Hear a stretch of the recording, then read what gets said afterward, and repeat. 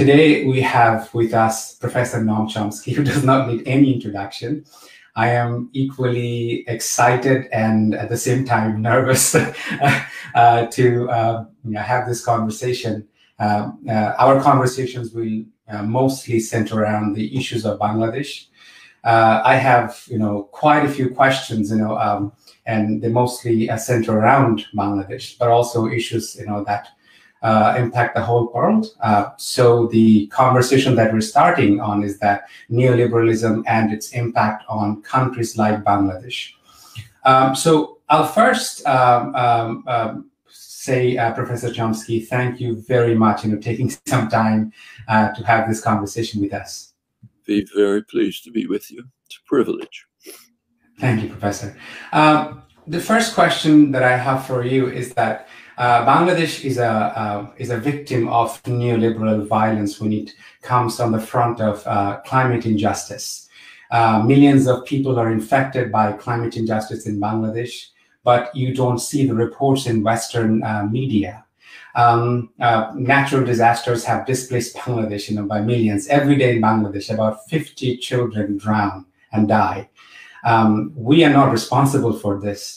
But we are the victims of this climate injustice. How do you view this, and what do you have to say to people in Bangladesh and also to people in America? Well, the environmental minister for Bangladesh some years ago pointed out that Bangladesh is the victim of, first of all, the neoliberal assault, but then an assault going back hundreds of years when the British, Robert Clive, arrived in East Bengal in the 18th century. It was the richest part of the world. When he got to Dhaka, he couldn't believe the wealth and opulence of cultural and material richness of the place where he had arrived. England was far behind. In fact, India and China at that time were the centers of commerce, manufacturing, general culture, and so on. The other area, when there's another area that was similar to, namely, the island of what is now Haiti and Hispaniola. When Columbus arrived there, the wealth of the island just astonished them, and it became France's richest colony, source of maybe 20% of France's wealth. Well, those two places are interesting because after a couple of hundred years, they became the very symbols of despair and hopelessness, which is a dramatic illustration of the effects of colonialism. Now, it's become much worse in recent years because of the neoliberal attack on general populations has hit Bangladesh particularly hard. So to go back to the environmental minister, he said, look, you have done this to us. Now you have the responsibility to you can't compensate for your crimes, but at least you can absorb the populations which will have to flee from the results of the devastation you have caused. Well, unfortunately, the chances of that happening are not high given the moral level of the rich countries, but the principle is correct. At the very least, a major effort should be made to assist Bangladesh in trying to deal with the crises that are coming. That in general, quite apart from Bangladesh, for the entire world, unless much more serious efforts are taken to deal with the impending environmental catastrophe, all of human organized society will not be able to survive. But assuming that those steps are taken, there are measures that could be used to protect Bangladesh from the worst impacts of the environmental crisis. And that will mean substantial funding from the West, which is morally justified and economically quite possible. But it will take a major struggle within the West to achieve the moral revolution which is required to face the consequences of Western colonialism, which has been extraordinarily destructive all over the world, and to try to compensate for it somehow. I mean, take the Western Hemisphere. Virtually the entire population was exterminated. That's about 80 million people. That's, nobody knows how many, but most were simply exterminated. Africa was devastated. Africa could have moved on, and this continues right till the present. And what Europe and the United States are doing is refusing even to accept refugees who are fleeing in desperation from the consequences of recent Western actions. The Pope Francis pointed out that the so-called refugee crisis is in fact a moral crisis for the West. And that's the same is true in South Asia. Till the well into the 18th century, England was robbing higher technology from what was then India, basically South Asia, and using it for British industrial development. Then England proceeded essentially to deindustrialize South Asia. When it, barely, finally only achieved a limited degree of independence after the Second World War, after horrifying famines, tens of millions of people died, none of it necessary. There's a debt that the West holds to almost the entire inhabited world. And it is a moral crisis that will have to be overcome alongside of the direct crisis of acting decisively to mitigate. Sorry about that. It's one of the problems of working at home.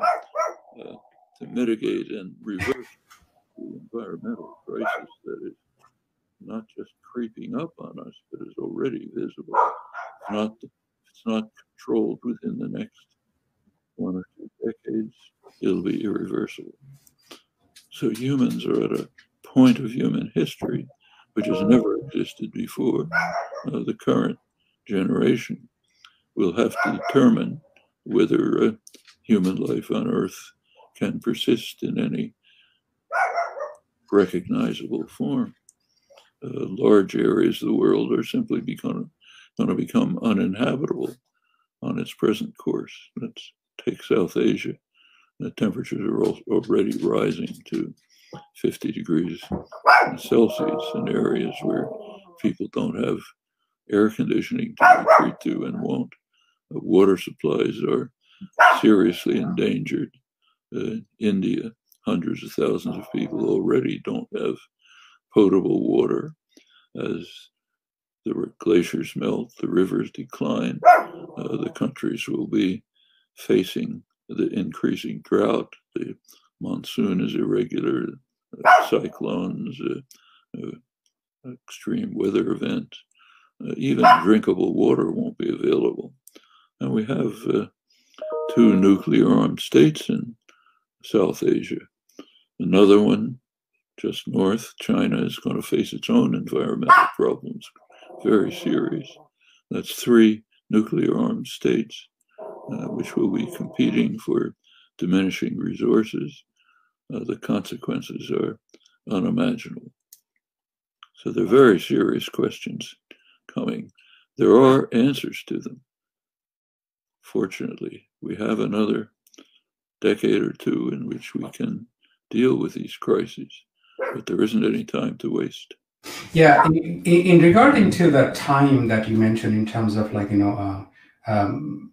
thank you very much, like, actually bringing in the British colonial domination and exploitation and recognizing the fact that Bangladesh was the richest part in the country, because particularly we having the colonial legacy and the kind of education that we go through, it's very, the discourses are very colonially produced. We read, we grew up reading that Columbus was a great man. If we are fortunate, go on studying social science later in life, we realize that, the truth when you read, by scholars like Howard Zinn. Well, the Nobel laureate economist of Bangladesh, Professor Yunus, has said from 2020 to 2030, the decade of last chance. Now, I'm going to place this in terms of climate crisis and refugee crisis in Bangladesh, that when I see people like Greta Thunberg going to United Nations and holding the state leaders of the world responsible for the devastation, I feel hopeful. But I think help asking this question is that will the world give equal importance to the girls of Bangladesh? According to 2019 UN UNESCO report, about 20 million children in Bangladesh are living under great risk because of this climate crisis, that they're not responsible. In the first quarter of 2019, about 1.9 million people got displaced.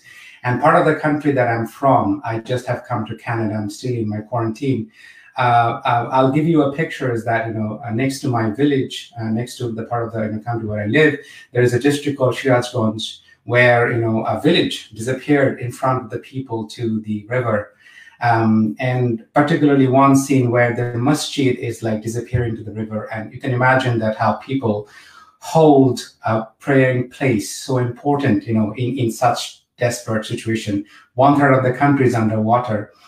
When will the world listen to the girls of Bangladesh who are directly impacted by it? And how is this world stage is distributed for hearing voices? Sorry, I didn't understand the question. Could you repeat the last part? Yeah, so when do you think the world is ready to hear the experiences of Bangladeshi girls, like who are displaced by climate crisis, like they listen to Greta Thunberg? Well, there are ways to deal with the crisis. That's the important part. Bangladesh, for example, if the world faces the problems globally, then locally in Bangladesh, there are possible measures to hold back the rising sea, for example, the way it's done in richer countries. Take Netherlands, take Boston, where I lived most of my life. Much of Boston is technically underwater, but the city survives because means are available to compensate for that with modern engineering practices and so on. That could be done in Bangladesh, but it's important to remember that the local solution in Bangladesh, well, things can be done, doesn't mean anything if the world isn't addressing the general crises. And there are basically two. One of them is terminating the use of fossil fuels, moving to net zero emissions, developing alternatives. That's all very feasible. The other is the moral crisis.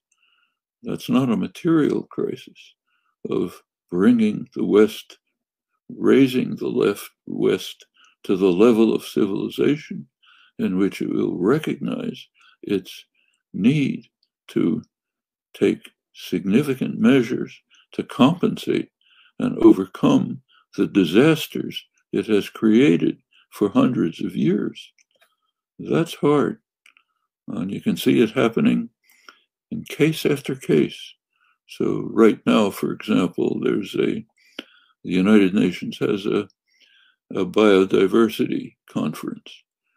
There's very severe attacks around the globe simply on the existence of species.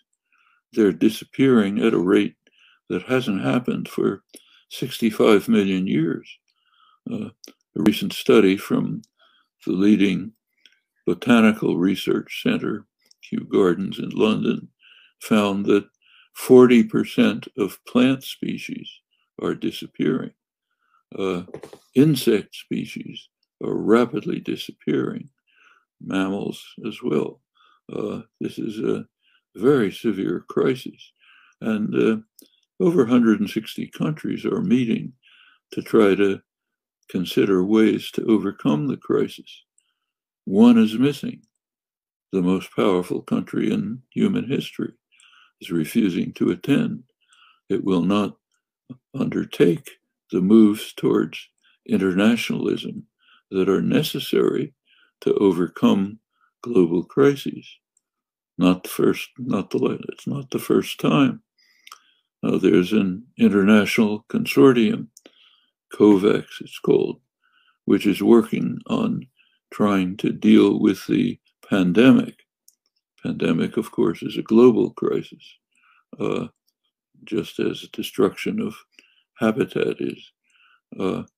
The countries, just about every country, is working on trying to find ways to cooperate to develop vaccines. Obviously, cooperation and free interchange is the most effective way. They're also trying to deal with distributional problems. How do we ensure that if vaccines are developed, they won't be monopolized by the rich, not only by the rich countries, but by the rich in the rich countries? How do we deal with that? One country is missing. The Trump administration pulled out of the agreement, refused to participate. And the reason they gave is that the World Health Organization is participating and that the United States wants to destroy the World Health Organization on completely frivolous grounds. This has to do with Trump's electoral prospects. He has to find a scapegoat for the fact that he's killed hundreds of thousands of Americans through this colossal failure to deal with the pandemic. And his government has now conceded that they can't do anything at all. It's just going to rage. He can't accept the blame for that. So you have to blame someone else. All right, let's blame the World Health Organization and defund them and destroy them and destroy the COVAX conference.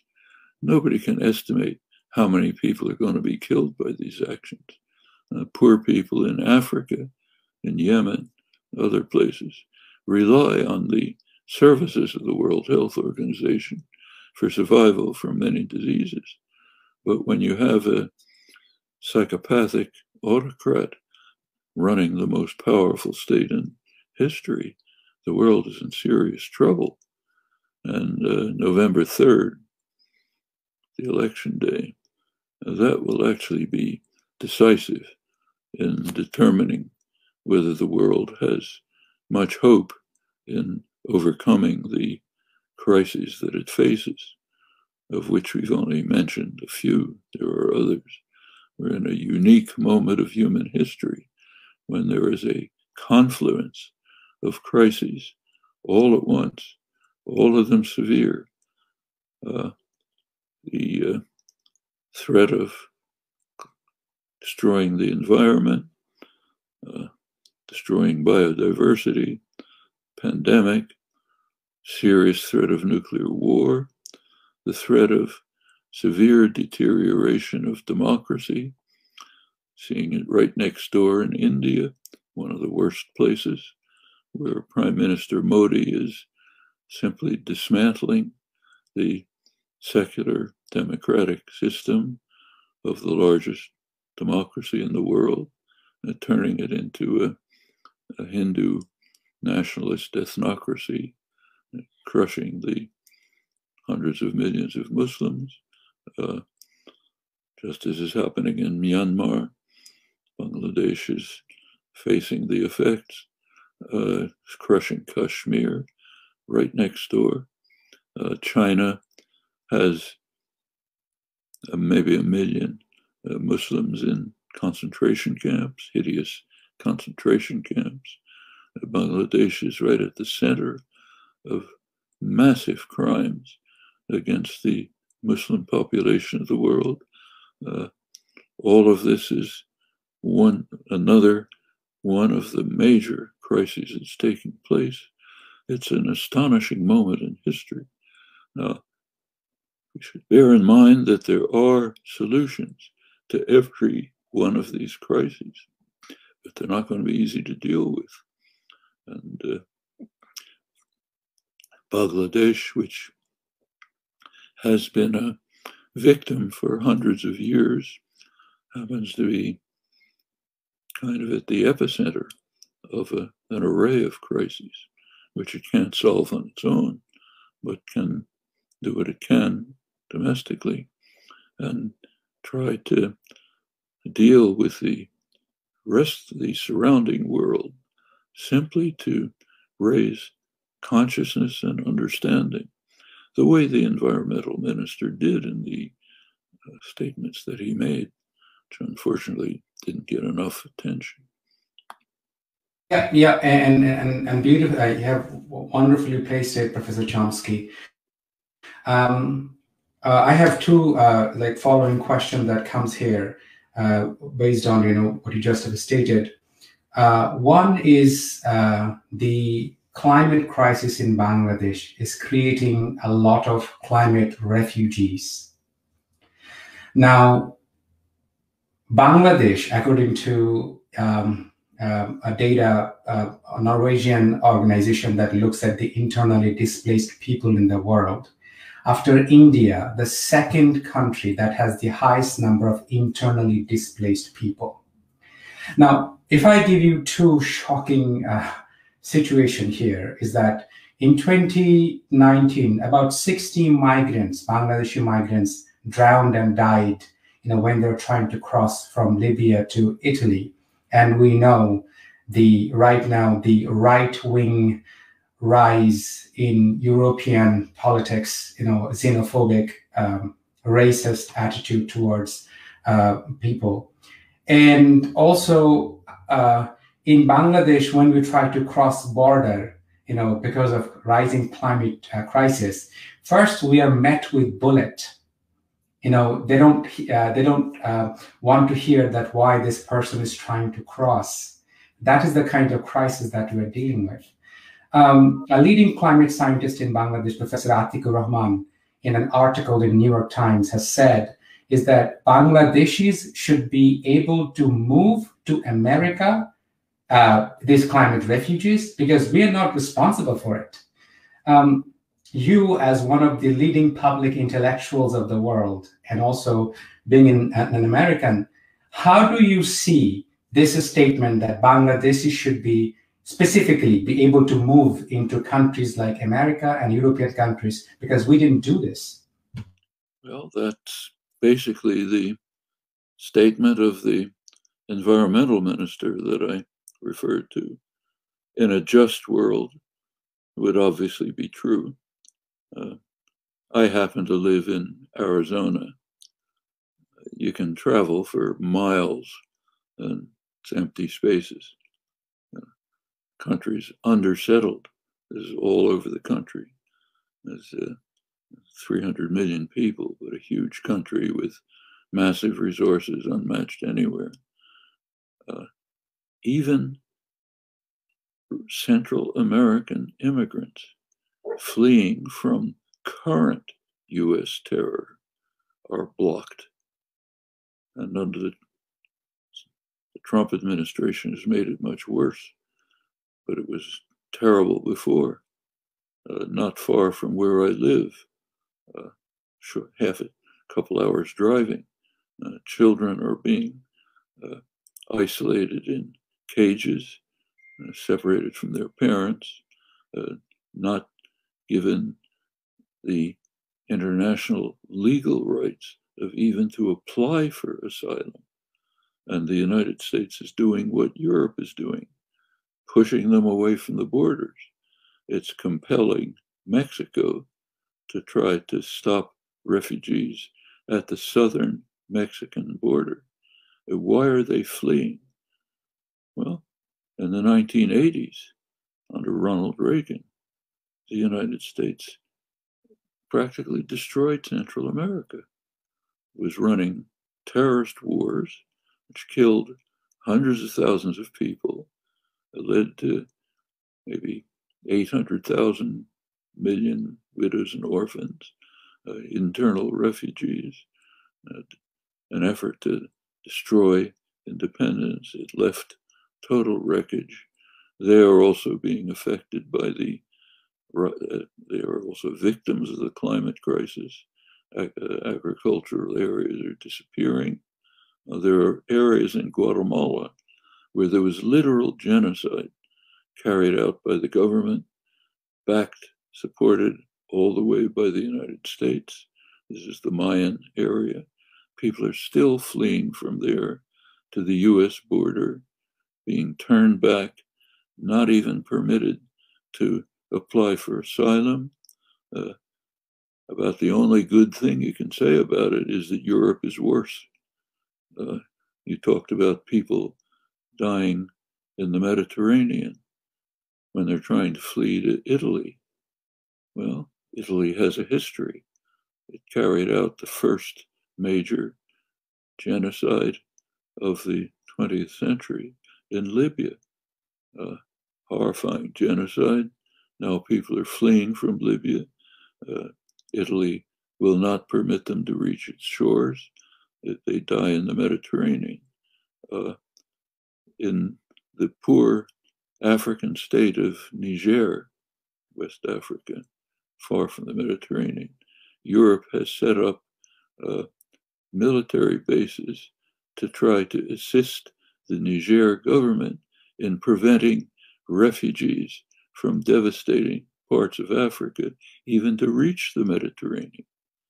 I mean, the same is happening with refugees from the Middle East, where the victims are the victims of Western wars, including the US invasion of Iraq, which spread terror throughout the region and incited ethnic confrontations, didn't exist before, now tearing the region apart.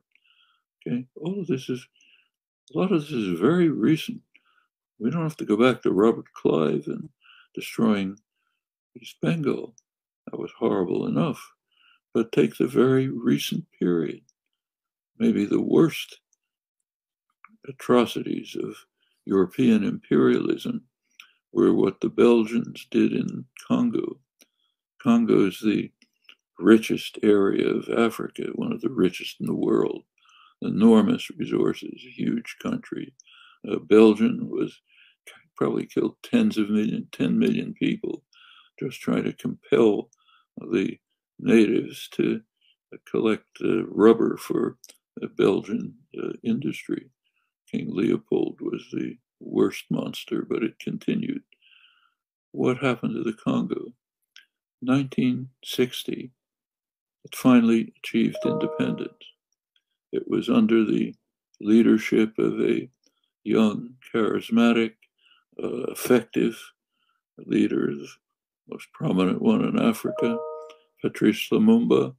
It had a chance for the first time to make use of its extraordinary wealth for its own people and for the development of Africa.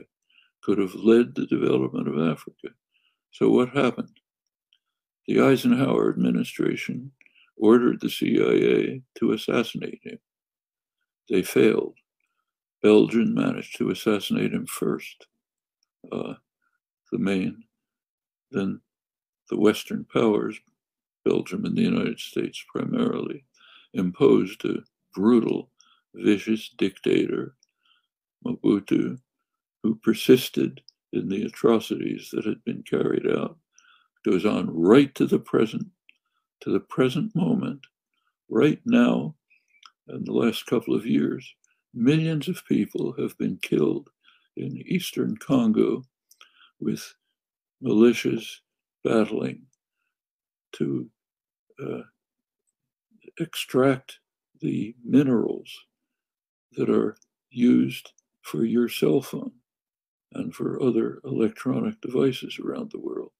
The multinational corporations are hovering over them, taking the mineral wealth that is being stolen from the Congo with murderous destruction, millions of people being killed.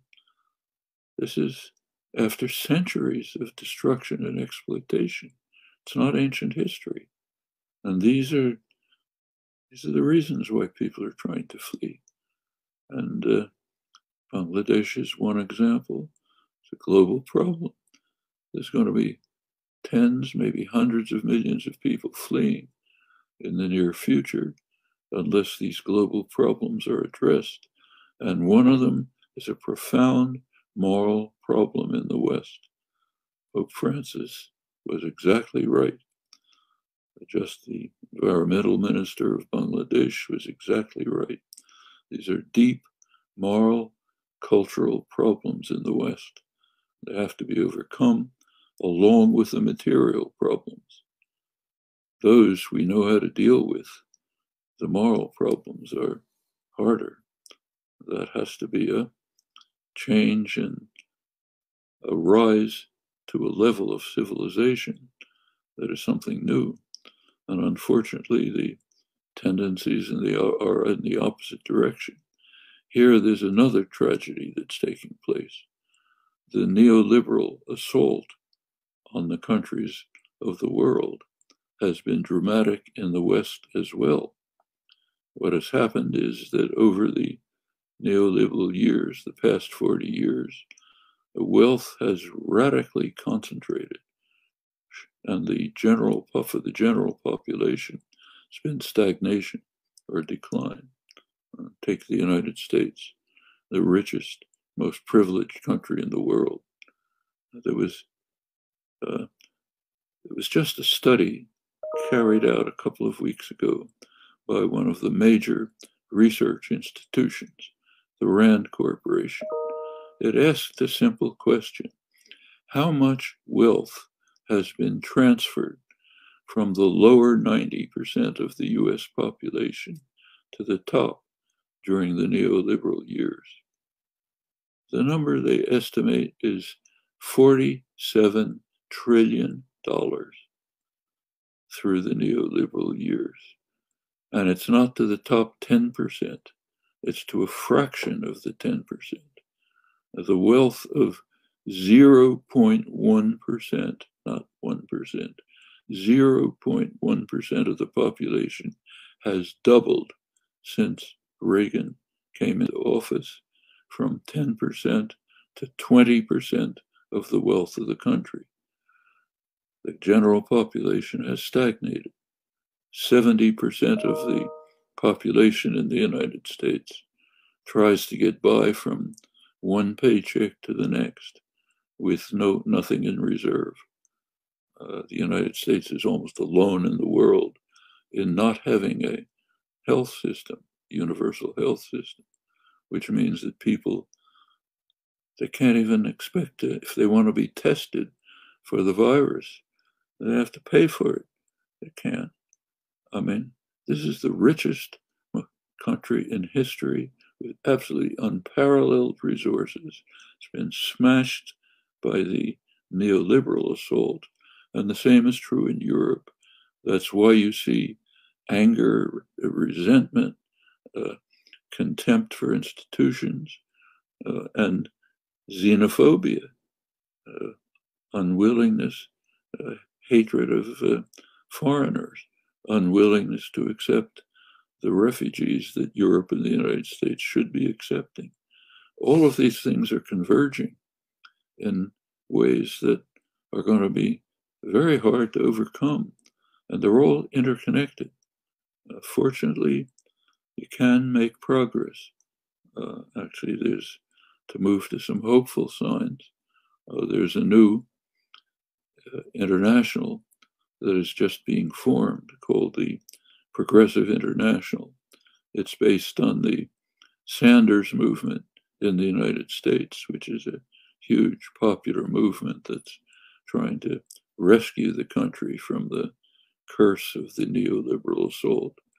A comparable movement, a counterpart in Europe called the M25, which is a transnational movement in Europe trying to salvage what makes sense in the European Union and overcome its severe flaws, bringing in voices from the global south, from South Asia, from Africa, from Latin America. Just had its first conference in Iceland, where the prime minister is a member, that offers considerable promise for a true international alliance of the kind that's needed to deal with international crises. Doesn't have the power of the states of the world, but it has the population of the world. Could be a difference. It's the human society is on a kind of a cusp. It's either going to destroy itself or it will move forward. And that decision is imminent next few years. Yeah, you have mentioned about Reagan, and these are incredibly insightful understanding about. Now, Bangladesh is fairly a new country. It gained independence only in 1971, and we often fail to contextualize America's attitude towards the independence struggle of Bangladesh. I'm specifically referring to the Nixon-Kissinger administration. At the time of the independence struggle, 1971, Nixon and Kissinger, they simply turned a blind eye to the brutal genocide that was taking place. And at that time, the American ambassador to Bangladesh, Arthur Blood, has expressed his dissent, political dissent, and said that the US government is turning a deafening silence to not looking at what is happening in Bangladesh. Nixon-Kissinger administration, they destroyed Arthur Blood's career as an ambassador. And I think it was one of the first kind where an ambassador has expressed his dissent in such strongly worded telegram known as Blood Telegram. There's a wonderful book, it's called Blood Telegram by Professor Gary J. Bass. And subsequently, the tape was published where Nixon and Kissinger, their telephone conversation, how Nixon's racist, despicable racist attitude towards Indians, was published. How do we Bangladeshis relate to America's role in the independence of Bangladesh and how we relate to it now? It was a hideous crime, and remember the reasons. Kissinger severely threatened India for daring to try to rescue people who were being massively slaughtered. What was the reason? Very simple. Kissinger was hoping to have a public relations triumph. He was secretly working with Pakistan to arrange a meeting in China to further détente. He wanted it to be secret so that when it occurred, it would be very exciting. He would be praised for his magnificent diplomatic achievement. And in order to preserve that public relations moment, he was willing to see millions of people slaughtered in what's now Bangladesh. It's, one of the most shocking moments of history. Not just the horrors that happened, but the reasons for it. He's now honored in the United States. It's not the only case. He is the author of probably the most extraordinary statement in the military order in the archival record when the Nixon administration decided to bomb Cambodia around the same time, 1970. Kissinger was given the order to tell the US Air Force to bomb Cambodia. And here are his words. Massive bombing campaign in Cambodia. Anything that flies against anything that moves. Anything that flies against anything that moves. I mean, you can't find that in the Nazi archives, literally. They did it. They devastated Cambodia. One of the things they did was create the Khmer Rouge. Hundreds of thousands of peasants bent on revenge. They took revenge, not on Kissinger, on the urban areas, with horrible atrocities for which we blame the Cambodians. Okay, it's easy, not ourselves. Unfortunately, the world is full of this. And one of the good things is, in the West, at least, there's a beginning of facing some of it. Like take the George Floyd protests in the United States. They were, first of all, consider what happened. I mean, another black man was murdered by the police. Happens all too frequently. But this time was different. It led to a huge popular uprising, the biggest social movement in American history, which had enormous popular support. About 2/3 of the population supported it. That's higher than the support that Martin Luther King ever achieved. And it was black-white solidarity, people working together, positive programs. It didn't happen just like that. It happened from years of working to develop understanding, consciousness, willing to face the horrifying crimes of 400 years of vicious repression of the Afro-American population, stolen from their homelands, kidnapped, 10 millions died at sea, went into the most vicious system of slavery in human history, which is a large part of the basis of the wealth of the United States and Britain. Cotton was the oil of the 19th century, cheap cotton. Now, finally, after 400 years, the beginnings of facing what happened and leading to a strong white backlash. Trump's popular base is founded in ideals of white supremacy. We have to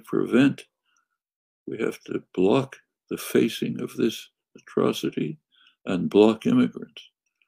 That's the source of his support, primarily among men. His overwhelming support among men in white, rural, Christian, heavily armed, traditional America. That's a cancer that has to be wiped out. It's not going to be easy. There's similar things in Europe with the rise of the far right. A lot of it is the consequence of the neoliberal assault. One of the things that it did in the United States, and here we can blame not just Reagan, but Clinton, Bush, Obama, all of them, is it established an international order based on rights of investors, forgetting entirely the rights of working people. Take a look at the Global World Trade Organization. It's an investor rights agreement. Offers nothing to people. It's radically opposed to free markets. There are huge patent monopolies given that never existed in the past. If they had, England and the United States wouldn't have developed. England robbed higher Indian technology to develop. The United States robbed higher British technology. That's the basis for their development. Now it's blocked. Economic history, it's called kicking away the ladder. First you climb up the ladder by robbing others, then you kick away the ladder so that they can't rise up. This means, one thing it means in the United States is that people can't afford drugs because the World Trade Organization provides patent rules which give the drug companies monopoly pricing rights so they can raise drugs to the stratosphere. A drug can cost 1,000 times as much as it would take to make a generic. Can't do it because of the investor rights agreements. The effect on the rest of the world is much worse. But what it means for the industrial heartland in the United States is destruction. And that leads to fear, anger, resentment, the rise of poisonous tendencies like white supremacy and racism and xenophobia. These things are all interconnected, and you have to dismantle all of them. It's a nexus of crimes that has to be taken apart. It can be done, but it's not going to be an easy task, and every part of the world has a role in it. This is one of the things that dumbfounds me. I personally feel incredibly privileged to be born in a small village in Bangladesh and growing up in a rural community. Trying to understand how do we take people like Kissinger? How do we, like your essay, the roles of intellectuals have shaped the perception of many people who want to join in resistance. Kissinger was a professor at Harvard University, and when I think about, like you just have mentioned that the slavery, the cotton was the oil at that time. I taught economics for almost 20 years, and I think about it is that when I was teaching economics in high school to my students, I was teaching that the British curriculum, of course, is that the advantage of market economy, all the good things, the structural adjustment policies bringing, and you see Nobel Prize winning economists like Milton Friedman saying that the economic progress of America had nothing to do with, slavery. It had nothing to do with, brutal exploitation of, colonialism. Instead, sort of like colonialism has done favor to parts of the world that was stagnant. We grew up reading scholars like Milton Friedman, or particularly Karl Marx. Help us, giving us some guideline that how do we approach this intellectual giants established in academic circles like Kissinger, a murderer, I know, an architect of genocide. We read people like Milton Friedman. How do we approach these intellectual giants and look at them critically, not accepting what they're just saying for its face value? Well, first of all, we should be careful about the phrase intellectual giant. I'll tell you an anecdote. In the 1960s, before Kissinger had risen to great heights, he was a professor at Harvard teaching foreign policy, international affairs. I was teaching undergraduate courses at MIT, right down the river from Harvard. Courses on American history, international affairs, and so on, things I write about. I tried to use Kissinger's academic essays, not the ones he's famous for, the academic essays on American history. The undergraduate students at MIT were rolling in the aisles. They couldn't believe the stupidity of what he was writing. I had to stop using it. I'll give you the lead example. This is the great professor at Harvard. One of his articles, you can look it up in his book on American foreign policies back in the 1960s. He has an article called The Statesman and the Prophet. And what he argues is he's trying to look very deeply intellectual and so on. So he says the real problems of the world are not war and genocide and famine. Those are superficial problems. The real problem, he says, is a divide between the West and everyone else. The West underwent the Newtonian revolution and understands that there's a world independent of the person. The rest of the world hasn't understood this yet. So we are trying to send a message to the Vietnamese. We bomb them and tell them to let us take over, but they don't understand. They probably think it's a headache. They don't know that there's a world out there separate from them. You can't ask MIT students to read this, and they don't even think it's a comic strip. It's impossible. You have to be really brainwashed deeply to be able to read this and not break out in laughter and ridicule. The intellectual level is nothing very much. We're talking about very mediocre individuals who do understand power and know how to serve power and to work for it. Kissinger understands very well. He once made a comment about what are called policy intellectuals, the intellectuals who make it into the centers of power, give advice, and so on. He said their role is to translate the wishes of the powerful into actual policy. That's it. We're the servants who serve the powerful. We shine their shoes, and we take what they tell us and we turn it into something that can be applied. So if Nixon wants to bomb Cambodia, I send the order saying anything that flies against anything that moves. If Nixon wants to make a breakthrough with China and make it exciting, I decide to murder huge numbers of people in Bangladesh because that's what's important. And that's the role of the intellectual, according to Kissinger. He's not alone.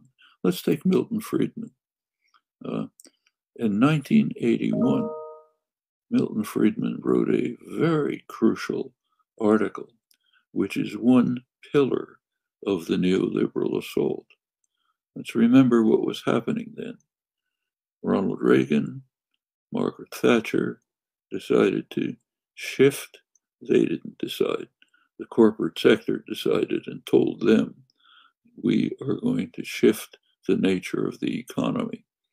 There had been a kind of social democratic economic system which was working very successfully, but there was not enough profit. Workers were getting too militant. We had to change things. So then comes neoliberalism. What is it? Very simple.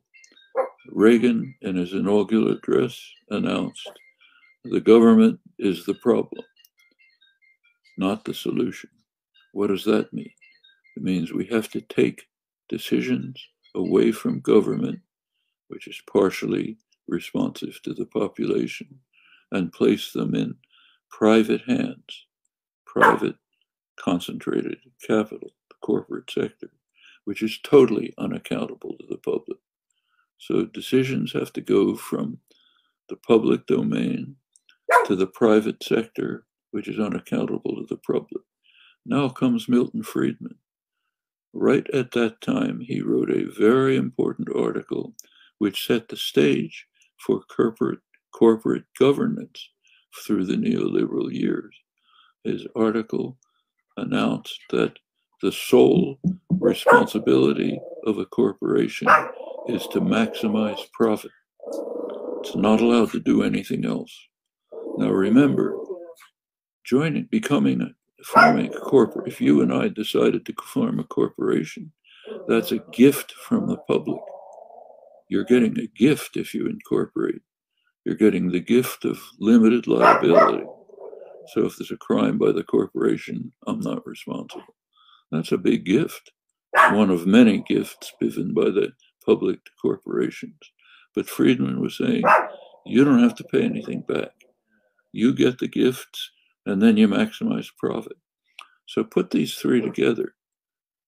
Get government out of decision making, put it in the hands of private corporations whose sole goal is enriching themselves. It doesn't take a genius to figure out what's going to happen. Well, what you get is $47 trillion transferred from the working class and the middle class to the super rich. It's not quantum physics. It's right on the surface. That's Milton Friedman's contribution. Okay. Also highly honored, greatly honored, considered one of the great figures of the modern age. Now, these are real pathologies. And I'm afraid I have to leave to the next. I'm off to the Middle East for my next interview.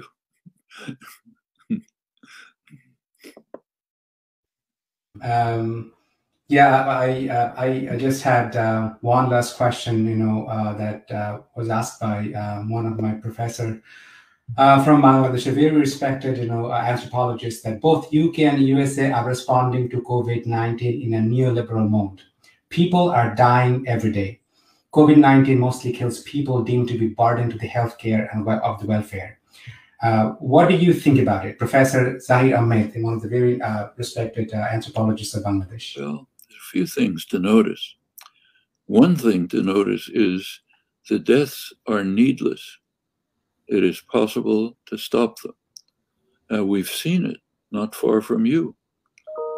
East Asia, when China, on January 10th, Chinese scientists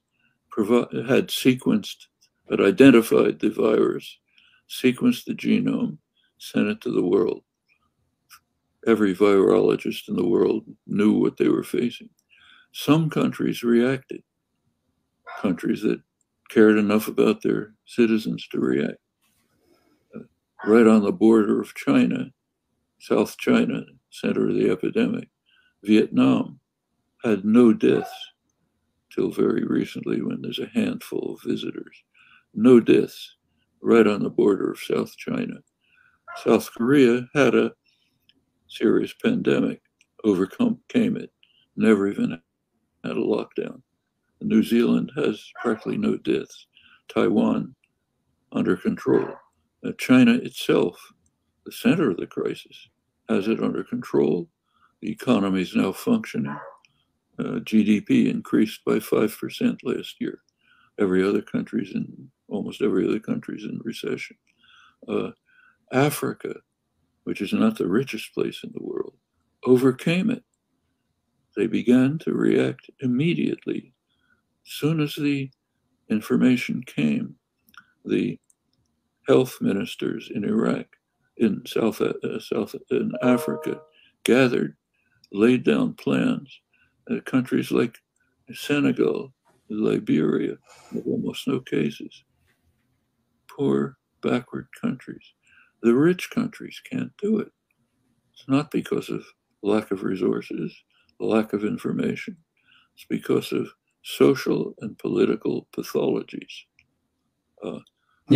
Back to the crisis, yes, it can be overcome. Now just take a look at the number of deaths. There's 3 countries way in the lead in the number of deaths. United States, India, Brazil. Each of them is in the hands of an autocratic proto-fascist. I don't think that's an accident.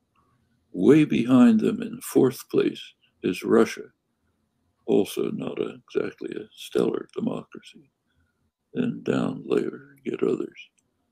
There's things that are happening that are under control. The pandemic is severe. It can be controlled. We've seen it.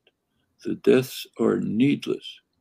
The rich countries could do what they can do in Africa, in Vietnam, in Cuba, in New Zealand, as it can be done. Yeah, Professor Chomsky, we have one last question, which is personal question to you. Is that, for Bangladeshi students, young students in Bangladesh, what would be, Barton Russell was asked this question, that if in the future, let's say 100 years down the road, people see this interview, what would you like to tell to them? Question to you, Professor Chomsky. What is your message to the future? My message is very simple. We're in a unique moment of history. It's never happened before, with a confluence of severe crises. If they are not dealt with effectively, the future of human society is very dark. It's unlikely to survive very long. But we have answers. Every single question has an answer. And it's been given. Like the pandemic, the answer's been given by very poor countries lacking in resources, but having social cohesion and serious policies. Global warming is an existential crisis. The means to deal with it are feasible, have been worked out in detail, very persuasively, can easily be handled within the means available. Nuclear war can be ended, the threat, by easy means. The destruction of democracy can be reversed. Every crisis we face can be overcome. It's not going to happen by magic. It's going to be take the dedicated engagement on an international level. All of these crises are international. They have to be dealt with by a world community that's committed to it. That can be achieved, but it's going to be a major struggle. Thank you so much, Professor Chomsky, to take us some time in the midst of your very busy schedule. We look forward to have future conversations with you. Thank you very much. Have a wonderful day. Thank you very much.